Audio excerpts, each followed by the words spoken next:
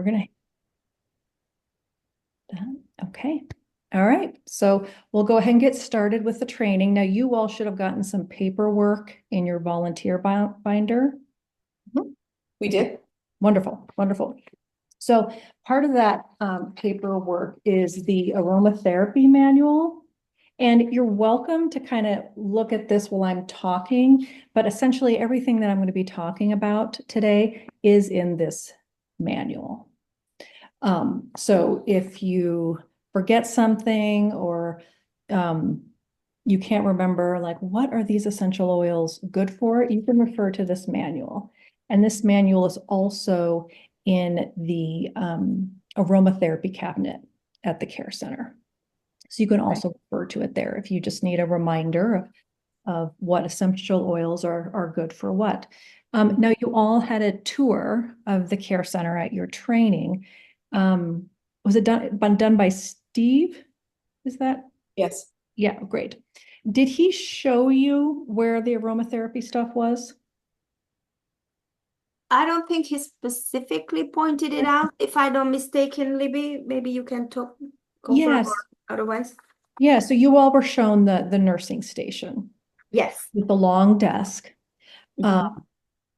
And I'm going to refer to the patient files during this training. And so on that long nursing desk, there are little slots with clipboards in them, and those are all the patient files.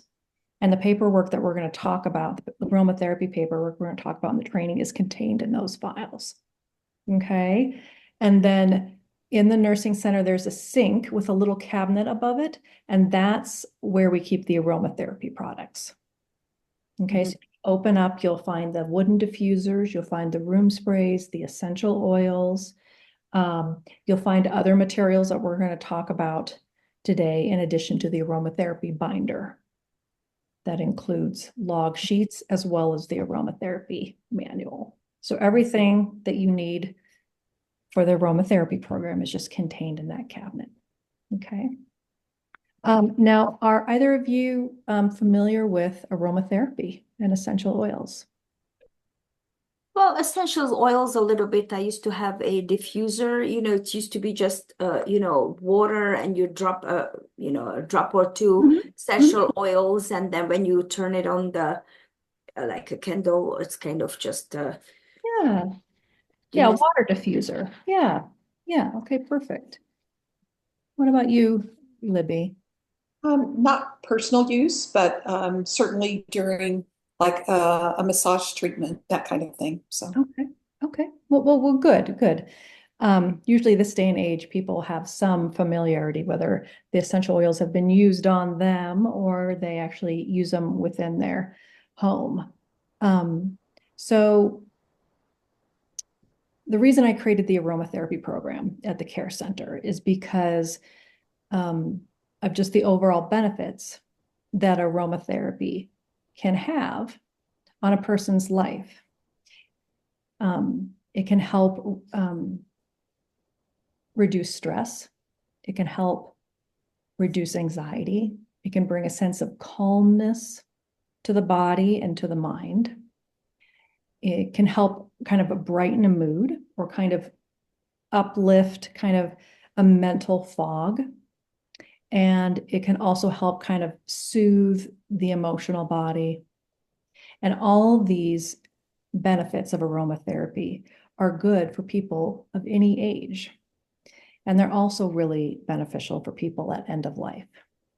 So as you'll find, as you're kind of probably working at the care center and becoming more familiar with the products, the essential oils are not just used for the patients. You'll often find a diffuser in kind of the main area, like either at the nursing desk or there's like a little alcove where there's a bell that they ring when someone's passed. Oftentimes there's a diffuser in there. The staff or the volunteers may spray themselves with the room sprays just to help kind of perk their minds up a little bit or just to help kind of calm their body down. And so the aromatherapy program, while I created it to help support people at end of life, it's also there to support the staff and the volunteers. So I encourage you that next time you're in the care center, since we're having to do this virtually, that you go in and you look at all the products, you pick up, the room sprays, and there's different kinds. And, you can choose to kind of spritz yourself, or you can kind of just spritz it in front of you and kind of, wave the scent into you and just become familiar with the different scents. And you're welcome to, undo the caps and just kind of wave it under your nose, just to kind of experience and get a sense of the scent of these products. And I will say, if you want to try those different sprays, I would go out of the nursing center, like towards the kind of the back part of it. We use one main hallway for a lot of the patients, and then there's a secondary hallway that's not used as much. Because one thing we want to acknowledge is that while many people love scent, there's a lot of people that are very sensitive to it. And some people like certain scents and they hate other ones. So just as we're using this on ourselves, which I encourage you to do, and as part of the procedure of this program, is that we're always trying to be aware of people's sensitivities and likes and dislikes. So, so when you're doing the sprays, or if you want to, spray yourself down, I would just step back or kind of go back into that hallway, so we're not spraying in that main nursing center. Because I think there are some people in the nursing center, I don't know if they're still there, but they despise lavender, or, they don't like certain scents. So we just want to be considerate. So each of the blends that I've created, and they're both reflected in room sprays and essential oil blends, were created to address specific situations that kind of come up at end of life and come up kind of on a daily basis with all of us. It's been kind of shown in research that in addition to the hearing being one of the last senses to go, that smell is also one of the last senses to go. So it can be of great comfort to many of our patients in the care center, even if they are unresponsive and are just maybe sleeping for most of the hours of the day, that incorporating aromatherapy into their life can be great, can be of great benefit. For example, that someone can be kind of unresponsive, but then still show some sort of response to pain or agitation, by grabbing at the sheets. Their eye may be closed. They may be, for all intents and purposes, asleep, but they're grabbing at the sheets, or they have kind of a grimace on their face. And those are a couple of signs that let the staff know that this person is agitated in some way. Either they're in pain, or there's something else going on in their emotional body, which would not be uncommon as they're kind of nearing end of life and their body is going through that transition. And so we always want to refer back to their chart, which we'll discuss here shortly, to see if they have any likes or dislikes or allergies. But it's not uncommon for, like in this case of agitation, to bring lavender essential oil into that person's room, either by just simply spritzing the room spray or bringing one of the diffusers and adding some essential oil and placing it in their room. And a lot of times, with the paperwork, we have these kind of precautions put in place, but a lot of times the nurses do just happen to know what the patient needs or what their likes are. So maybe, and I would always just follow the lead of the nurses. You always want to go back and look at the paperwork and see what's addressed in there. But like I said, it's not uncommon for a nurse to be like, hey, can you come and just spritz some of that freshen up spray in there, because we just did a toileting with Mr. Smith and it's unpleasant. The reality of it is unpleasant, and that can be embarrassing for the patient. It can be unpleasant for everyone. So it's not uncommon for nurses to ask about that, or to maybe place a diffuser and lavender essential oil in a room if they're noticing some agitation. So there's kind of different situations where these products can be really helpful. So at the care center, we're going to go through kind of the aromatherapy kit, what's there. And again, since this is virtual, I just do really strongly encourage you all to go in there and kind of become familiar with the products. So there are 5 different scents. And again, they all come in room sprays or a diffuser blend. And the first one is lavender essential oil. It's just that essential oil, and it's the one that people are most used to and most aware of. And it's one of those essential oils that people either love or they don't. But it's a really lovely essential oil because it can bring relaxation. It can help ease anxiety. It can help ease agitation. It can help with sleep. It smells really nice. It's antibacterial and antiviral, and can just bring kind of a relaxing space to the body. And what's nice about it is that it's kind of floral, but it's not overly floral. So usually lavender essential oil can appeal to both men and women. The second one, and I'll just touch on this briefly, is the Clarity Blend. This has actually been discontinued. It's a combination of rosemary and lemon. Both essential oils are very clarifying and uplifting. I've found over the past few years, it's not really used that much. So it's actually been discontinued. But the reason I mention it is because the Clarity Spray and the diffuser blend is still in the care center. So once it's out, it'll be out. But at least you're aware that the products are still there. And rosemary is really great for alleviating mental fatigue. Lemon is just this very bright citrusy scent that can just kind of freshen up a space. And rosemary is really lovely because it's the herb of remembrance. So really, because it helps ease mental fatigue, it can actually help bring forth memories and support kind of the remembering process. The third blend is the Freshen Up blend, and that's peppermint, sweet orange, and grapefruit. And that was developed specifically for exactly with what it's called, which is freshen up. So it's really great for kind of just changing the smell of a room. And that's really what it's most commonly used for.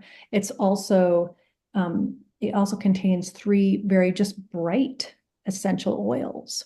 So it helps kind of perk up, waken up, kind of brighten a mood.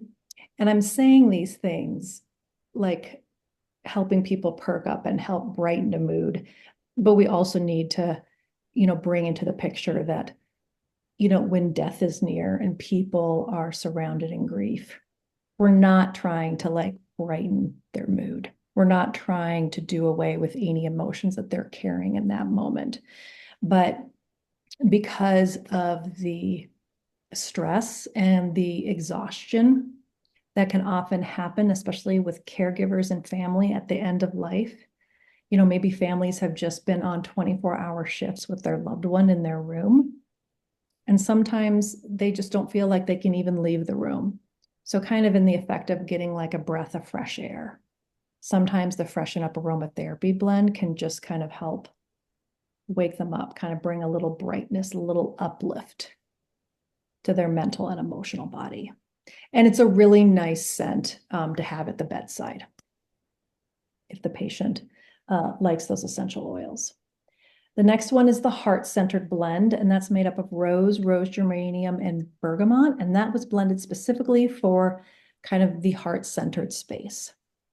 So rose geranium kind of helps balance the body and mind. Rose, of course, just goes straight to the heart and helps ease the heart in kind of states of grief and deep sadness. And while it doesn't erase anything, it won't just make the grief go away. Those essential oils are just have a very close affinity to the heart and just kind of soothing, again, the emotional and the mental body.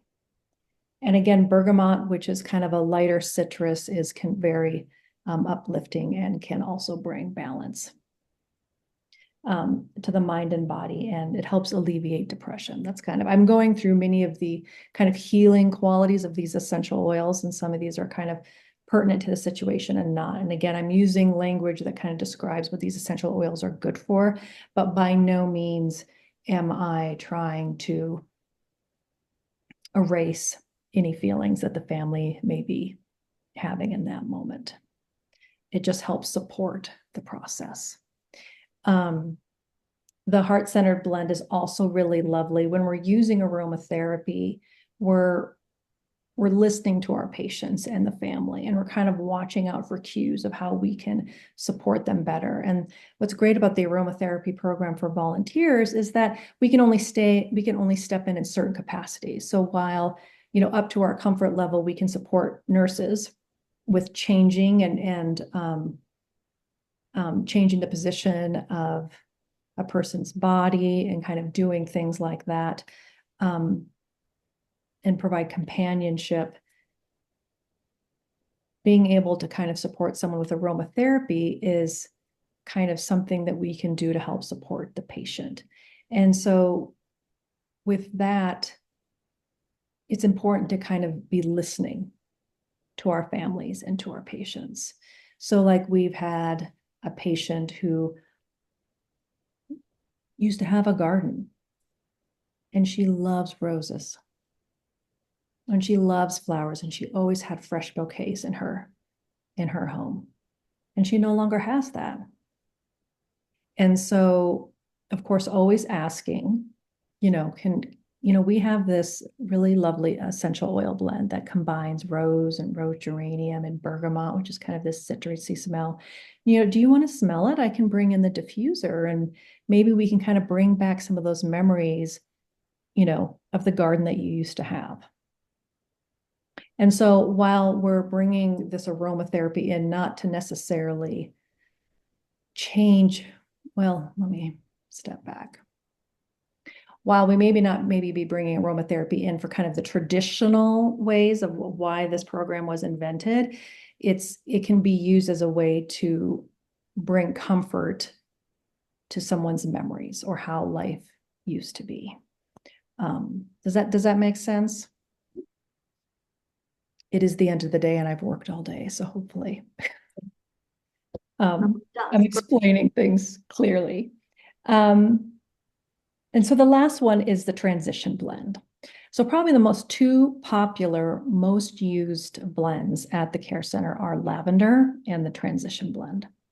And the transition blend is made up of frankincense and sandalwood, which are historically very sacred oils that have been used in rituals for thousands and thousands of years. Frankincense has been used to support the end of life process. It's been used in death rituals through time. Sandalwood is a very deep woodsy scent that is just very naturally grounding to the body. And sandalwood has also been known to help connect the mind and the soul with the upper realms. So the energetic qualities of these essential oils can kind of help build a bridge and calm the body in a way that can help support the person crossing over the threshold. And for people who don't like flowery scents, or maybe they have an aversion to citrus, the sandalwood and the frankincense really helps is a really great alternative. And it is, sometimes it's just surprising how quickly we kind of go through these blends, but it's beautiful. It's a very deep, warming, centering, kind of grounded essential oil blend that really just kind of helps benefit the emotional body. So where lavender is really calming to the body and can help ease anxiety, sandalwood and frankincense can also do that. Just the scent profile is different and can have just kind of like a kind of a deeper, heavier kind of more fortifying kind of effect on the body. And that's why I encourage you all, I'm repeating myself, but when you go into that care center, I would just take, little times over the course. I wouldn't probably sit here and like sniff all 5 blends, that we'll talk about the overuse of essential oils here in just a moment. But just maybe throughout your shift, and just wave that essential oil bottle underneath your nose, kind of close your eyes, just take a breath.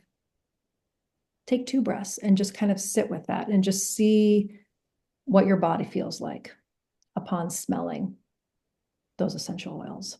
And it's possible that you may have like an aversion to it because maybe those scents are just not for you. And that is totally okay. But please kind of, get to know them a little bit. So let's see.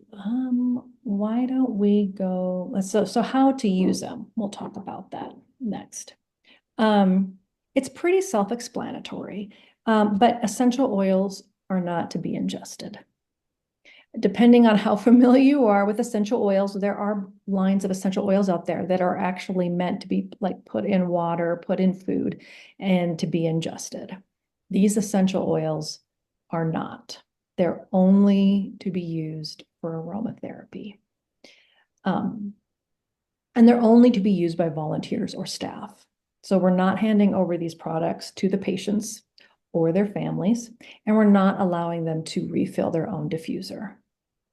So if the room sprays we're bringing into the room and we're spritzing them around, if a family member wants to be kind of sprayed down, just encourage them to close their eyes and just kind of gently have them turn in a circle and just kind of spritz the room spray around them. With the diffusers, we're taking the diffuser out of the room and we're refilling it.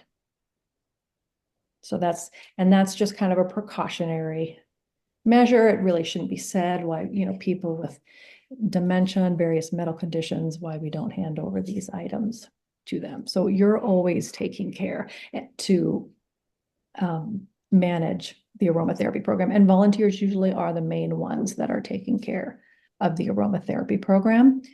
The staff does, but they're holding many other different things. They're very busy. So the aromatherapy program, the success of it really relies a lot on our volunteers. So with room sprays, you're just gently shaking the bottle just to mix the water and the essential oils together, and then you're just spritzing it around. And while you might want to just kind of spritz down your face and do everything like that, you kind of want to keep it away from the faces of our patients. They're a lot more sensitive. We always go by the rule that less is more. So children and the elderly are much more sensitive, both just with smelling things, with eating things, and their skin. And so if we are kind of spritzing some spray over one of the patients, whether they're conscious or unconscious, I usually just place my hand, not really even touching them, but just placing it over their eyes, just to avoid any irritation. Most likely, if you spritzed it over their body, everything would be completely fine, but we just want to be cautious. And if their mouth is open, which is not uncommon, then I would just avoid their face altogether and just kind of spritz high up in the air and down over their body. And then of course you can just do it liberally. You can just spritz around the room. And with that, as often as you feel is necessary, with it being in a spray, the scent dissipates a lot more quickly. So as much as you feel is necessary, you can kind of spritz the spray in the room or in the bathroom. You're really not going to you're not going to really oversaturate things too much. With the diffusers, so these are wooden diffusers.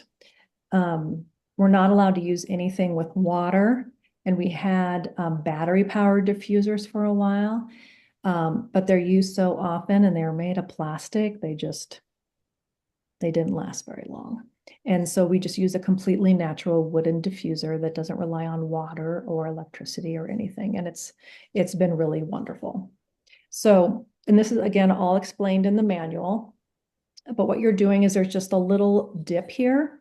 And so you're just placing about 3 to 6 drops of essential oil in this little divot, and then carrying it into the room. And you're placing it either on their nightstand, which is usually out of reach, or there is when you go into the rooms, there's a tiny little kind of high shelf that comes out of the wall. Sometimes it's full of medical supplies, but if it's empty, you can place it there as well. We're not placing the diffuser on that little swinging table that goes over their bed. We just want to keep it out of reach. So 3 to 6 drops, and that can last for, let's say, a whole morning, a whole afternoon, a couple of hours. With the essential oils, depending on their viscosity and the potency of the plant that the oil was derived from, they're gonna last maybe an hour or longer. So like the freshen up scent, the citruses are a much lighter essential oil. And so they kind of disappear into the air and kind of fade away a lot more quickly.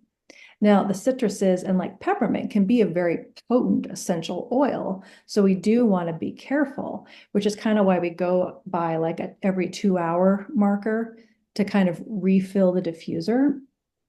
But the citruses and the mints, of which is in that blend, are going to kind of just dissipate a lot more quickly. Lavender's it's a real strong essential oil. And it's kind of like in between, I would say, the citruses and then like the roses or the sandalwood or the frankincense, which are rose has like a more like perfumey, like it's a very potent fragrance. And then sandalwood and frankincense, those are kind of more resinous oils. They're thicker and they're just going to stick around a lot longer. So, yeah, so you don't need as much. So when I say 3 to 6 drops, especially since you're kind of new to this, I would just start with 3 drops. And then the next time, maybe you come back and you're like, the freshen up, yeah, it doesn't last and I need to refill it every couple hours. But with the rose and the transition blend, especially on your 2-hour, you're on your 2-hour shift. So most likely you're just refilling these things once. You want to use caution unless the family is saying, can we get this refilled again? And let's say you put transition blend in there. Can we refill this again? Go for it. Just keep on that lower dose. We've never had, to my knowledge, we've never had issues with overexposure to essential oils, but still we want to use caution with that. So symptoms of being overexposed would be a headache, burning in the nose or in the sinuses, and even in the back of the throat. So if you should hear any complaint or honestly experience that yourself, ideally you would want to go outside and just get some fresh air. And of course, just remove the aromatherapy products from the area. Like I said, we've never had this issue with in the care center, but if families should have complaints about this, you can just ask them to go outside and just get some fresh air. And eventually it'll just dissipate. They've just taken in too much. If for some reason the patient should complain about it, we want to just remove the aromatherapy products and they can't go outside, but there are little fans in the care center, little clip-on fans. So you can bring in one of those and just leave the door open and just kind of help rotate the air. Do you use a specific, do you label the diffusers for a specific scent? Since they're wooden, I'm sure they absorb some of the oils or no? They do. So this is my personal one, so it doesn't have a marking, but there are 10 diffusers. And so they each have a number on the bottom of them. And that kind of takes us to the next step of where we're checking out diffusers. But no, I went round and round, and there was really no way, because we can't anticipate. We might have the whole care center is full and everyone's wanting lavender. So then there's just gonna be people that aren't going to be able to get it Right. because only 4 diffusers are labeled lavender. So usually there is within, again, depending on the essential oils, within several hours, if not a couple days, the scent kind of dissipates from this. So the oil, you'll see it, the oil soaks into the wood, but not a lot of the scent remains. Okay. And you might, I mean, I can smell a little bit in mine. And that's why we're using the 3 to 6 drops. If we were doing like, in the beginning, people were really just like pouring it on, and it was too much. So I usually say if, and you can switch essential oils. So let's say you put like the Freshen Up blend on someone's diffuser, and maybe it's an hour or 2 later. It's 4-hour shifts you all do, I think. Is that right? They're 3. Is it 3? Okay. So let's just say you do Freshen Up blend, and then however many hours into it, the patient or the family's like, can we do lavender? I would just take that same diffuser and just put some lavender on it. Lavender's a mint, it's flowery, they're very compatible with those essential oils. And you're going to get a little bit of that citrusy smell, but it's going to be compatible. Now, if someone was had the Freshen Up blend and then they wanted to do the transition, I would probably switch diffusers.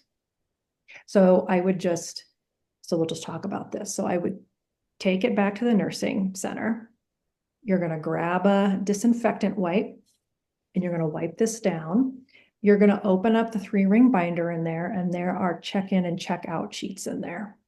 So when I'm going to do a little like circle here, and I'm going to circle back. So when someone has requested aromatherapy, you're going to take one of these diffusers, you're going to open up that log, and you're going to write down the date and put the number there and what room it's going into. And I think you might put your initials in there. I can't remember if you put your initials in there. And then you place the aromatherapy in the room. You add the essential oil and you place the diffuser in the room.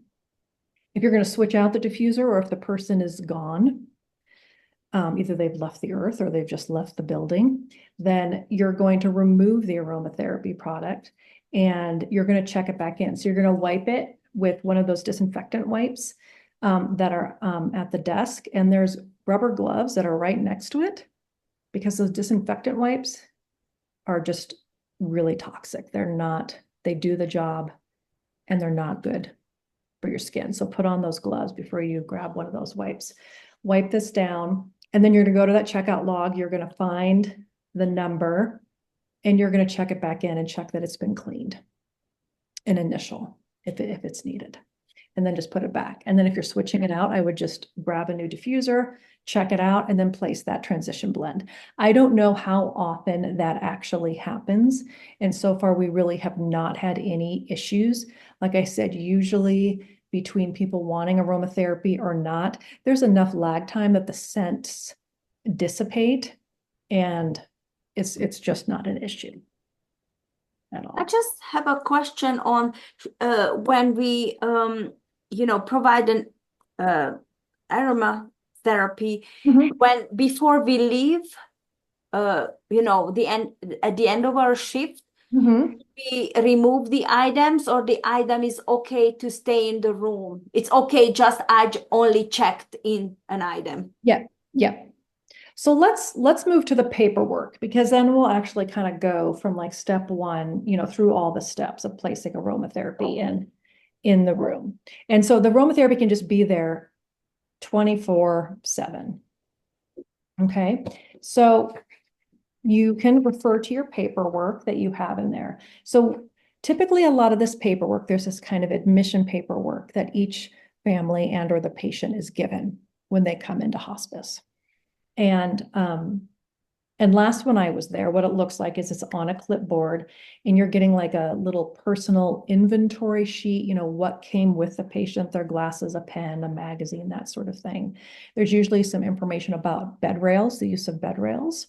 And then what else should be there, and it isn't always, is the aromatherapy paperwork.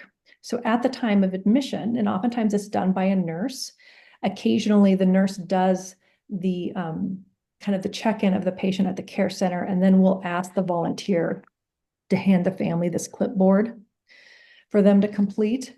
The aromatherapy paperwork should be there and should be part of that process, but it doesn't always happen. So it's important for you to become familiar with this paperwork, because you either will be doing that part of the process where you're handing this clipboard to the family, and usually it's pretty self-explanatory as far as the kind of personal items in the bed rail, but the aromatherapy just requires like a little bit more explanation. So what the family gets is this aromatherapy support for patients and family in the care center. And that's just an explanation of essential oils and aromatherapy, and just talks about everything that's provided. It's just an informational sheet. And then the next form they get is the aromatherapy patient questionnaire. And they fill that out. So patient name, if they have any sensitivities or dislikes, are they allergic to any plants or food spices? And I put that there. So it's like, well, I'm allergic to rosemary, but people find like, I'm allergic to curry and cats. So, you know, they'll put anything there. And then there's a question about, do they want the room spray or the diffuser? And they can choose both. And then which scents are to be used. They can select all of those, or they can just select one, and they can change their mind. They can say, I want to add on transition, or I want to add on the heart-centered. And then they sign the bottom. If they don't want any aromatherapy, they can just click the box at the bottom and just sign. And if they choose not to have it, they can change their mind. The patient may decide not to have it, and their child may decide that they want to put lavender in the room. So anything can be changed. We just want to be able to document it. So the family can keep this informational sheet, but the patient questionnaire will go into their clipboard. What also will go into their clipboard, and it should be part of that paperwork, it's just not paperwork that's given to the family, is the aromatherapy patient log. And this is where we document what's being used and when. So let's say they want a lavender essential oil as a diffuser. You're just going to circle diffuser. You're going to write in lavender and the date, and then the time that the diffuser was filled, and then your initials. So the process of placing it in the room is that you're going to make sure this paperwork is there. You're going to place it on their clipboard, in their clipboard. And I don't have a representation of this right now, but you're going to go to the nursing center. Of course, you're going to grab out whatever supplies are needed. And there are laminated little plastic cards that says aromatherapy on there. And there's a place to write the essential oil, circle room spray or diffuser. And then you can just write in there with a dry erase the time. And then that actually goes, there are metal clips on the door frame on the outside of the room, and you just put that card there. You might have seen it already. And so that signifies that there's aromatherapy being used in the room. And what's a really great thing to do is whenever you refill it, you mark it on the patient log, but then you also write it on that little card. It just makes it really easy for people to see. So one way to kind of do some due diligence, or if you're looking for something to do on your shift, is that you can go and look in the rooms and see, are there cards on the door frame? Is there aromatherapy in the room? And if so, is the paperwork filled out? And if the paperwork isn't filled out, if there's family present or the patient has the mental faculties to be able to kind of fill out the form, you can go through that with them and then kind of reconcile those kind of missing steps. Or many times I've found I will go through the patient clipboards and look for the aromatherapy information. And if they filled it out, I will go and check in the room. So oftentimes the paperwork will be filled out, but because things might be so busy, the aromatherapy is just not placed into the room. So you can go through and check and then kind of again go through those steps to make sure that the whole process is a closed loop. I have a question. Yeah. Sorry. If, when this information, this sheet is provided to the families with all the scents, is that appropriate if they ask that, oh, may I smell whatever the rosemary and lemon blend or whatever? Is that okay to allow them to sniff and choose as they wish? Yeah, Okay. absolutely. Yeah. And you can it'd probably be easier to do this. I would just have you hold it because a lot of people will just shove it right up their nostril. And Okay. that's not sanitary. So I would just hold it out for them to smell. That's totally fine. Yeah, that's a great question. And I'm realizing we're getting close to the end of our time here. But another sheet that you should have is this aromatherapy. It's a flow chart. And one of the old managers of the care center did this. So it essentially, everyone can just access this information differently. So essentially, this is the whole process that I just described. It's just like it's a little flow chart. So you can just kind of look that over. So none of this stuff is really like end of the world sort of things. But this is a program that kind of relies on the success of the support from volunteers and staff, and it relies on, especially for just audits and stuff that are performed by the powers that be for hospices. It's important to be able to follow the steps and have the proper documentation in place. And it prevents any issues that if someone should have a reaction to something and there's no paperwork to back it up that that person gave permission to use this essential oil in the room, it can cause problems. Again, this has never happened. But we just want to be able to make sure that the processes are being followed. And that's why it's just kind of a nice activity if you have some free time to kind of do some little due diligence on the process and check the clipboards and make sure they match what you're seeing in the room and vice versa. So, is there a separate logbook that's with in the cabinet where you keep the essential oils? Is there, what I saw when I was there on Tuesday was kind of a clipboard where people were writing on things there and not on the individual patient things. I don't know. Maybe I need to make a trip up to Longmont. There should be. I mean, so the paperwork should be on the patient clipboards, and I don't know why this would have been changed, but it's literally just like a thin 1-inch 3-ring binder. And it's always been kept because it's got all the login and log out sheets, and it's got the aromatherapy manual. And yeah, I think it was in the cabinet. Okay, well, yeah, that's curious. I mean, I suppose it's possible that they could have just taken out that paperwork and put it on a clipboard, which frankly is fine, but it should be a white 3-ring binder. I'll look next time I'm there. But And you got my email in that thread. So if for some reason things are looking a little wonky, you can let me know. But it should be a 3-ring binder. It says like the aromatherapy. It might even be the front page of the manual that's on the front of it. But I don't get there as often as I used to. So maybe they switched it, but it should only be the 1 3-ring binder. okay. Yeah. And there's usually a little orange box in there, and that contains a little laminated card, sometimes the diffusers, some pens, and that sort of thing. What other questions? Anything? It's pretty straightforward. And if anything, my information is on actually all the products. So if any questions arise, you're always welcome to email me. If you get I always love to hear stories of how this has helped people.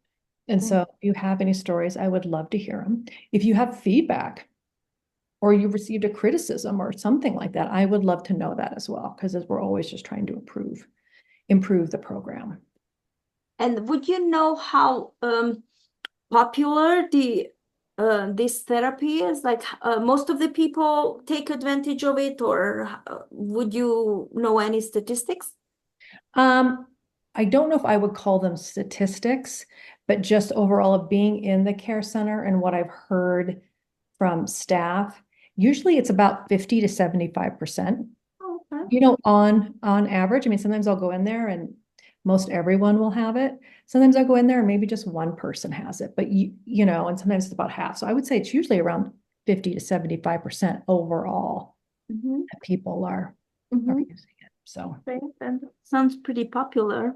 it is. It is. Yeah. And it's nice because it just provides, in a very medical space, it Mm-hmm. provides kind of very natural, holistic Yeah. support, which is just, it's kind of nice because as lovely as the care center and all the staff and the volunteers are, it can be kind of sterile Yes. because it is a medical facility. So it just kind of softens the edges a little bit, being able to have this. Okay, so the last bit of paperwork, it wouldn't be true if we did not have a competency quiz. That should be in your paperwork. So we're actually just going to go through it together. Yeah, I don't think so. Hold on, let me see. Uh-oh. I Because don't think we have one. Hi, I don't know Wendy. about Libby, but all I have this aromatherapy support for patients and families and the patient log. Let me see if I find the quiz. I don't know if Libby has any other I don't. paperwork. So let's see.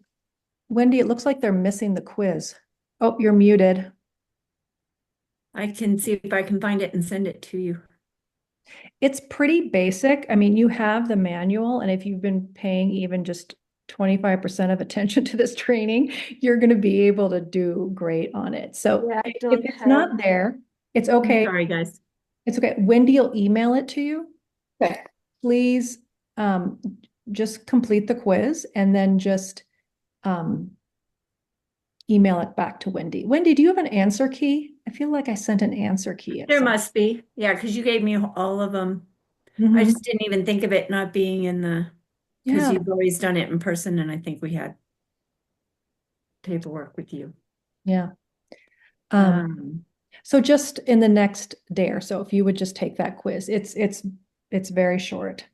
Okay. I will email it to you guys. Yeah, and just email it to Wendy and but yeah, if there's no questions, I appreciate you all kind of signing on at the end of the day here to do this training, and I just wish you all the best. The Care Center is a wonderful place and True is a wonderful organization. So I think you guys will really. Thank you for your Thank you. time and creating this program. It sounds great. Yeah, thank you. Thank you. Thanks so much. Yeah, Thank you're you so so much. welcome. You're so Thank welcome. you. How do you stop? You're going to have to stop it. Oh, I'm gonna have to stop it. Okay. Oh,